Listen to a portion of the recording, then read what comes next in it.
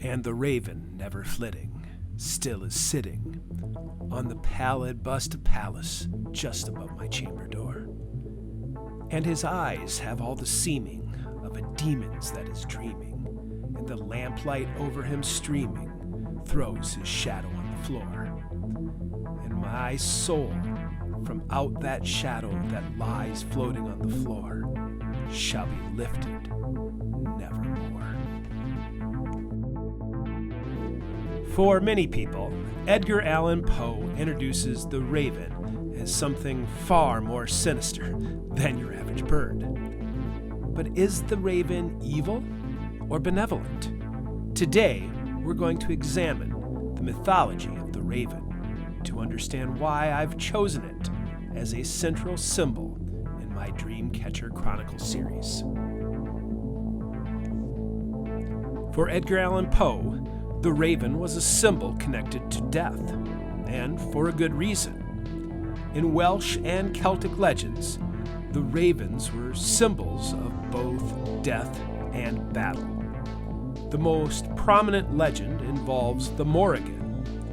Norse legend has the chief Norse god Odin using ravens as his spies, which is how Tolkien also used them in Lord of the Rings.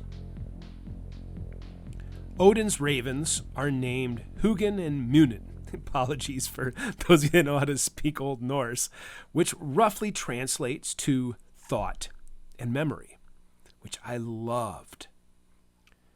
The idea of the raven being the avatar or physical messenger of Odin's thoughts intrigued me, but not as much as memory, which has the possibility of meaning ravens are a time capsule that not only watch, but record events.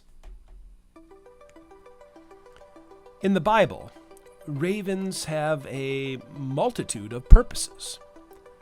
Like Odin, God uses the raven as a messenger, sending a raven to his prophet Elijah to feed him in his time of need.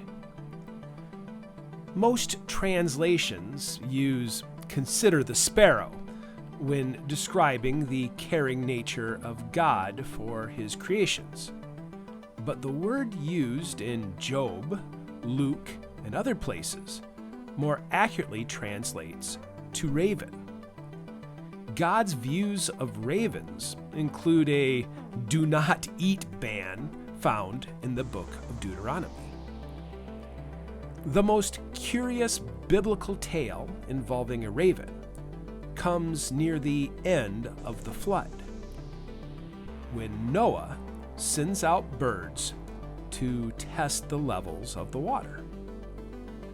While the dove gets all the symbolic attention, Noah sends out a raven first. Why? Of all the birds, the raven was deemed most worthy of dealing with the changing conditions of the new world. But curiously, the raven did not return. Where did it go? Why didn't it fly back? What happened to its mate? How did Noah's raven even know which direction to go? The concept of a raven as a navigator extends to the Viking story of Ragnar Lothbrok, and also an Icelandic tale explaining how Faroese sailors found the New World. In the legends of North America, the raven is most commonly seen as a trickster, and for good reason. Biologists widely claim that ravens are one of the most intelligent birds on the planet, capable of complex reasoning and even mimicry, which is why, along with parrots, ravens can learn human words. While most indigenous legends range from the raven being viewed as a creator or a provider, I found an interesting legend that claimed the raven was once white and was transformed into its current black color. Halfway across the planet, the Greeks also believed that Apollo transformed the raven from white into black.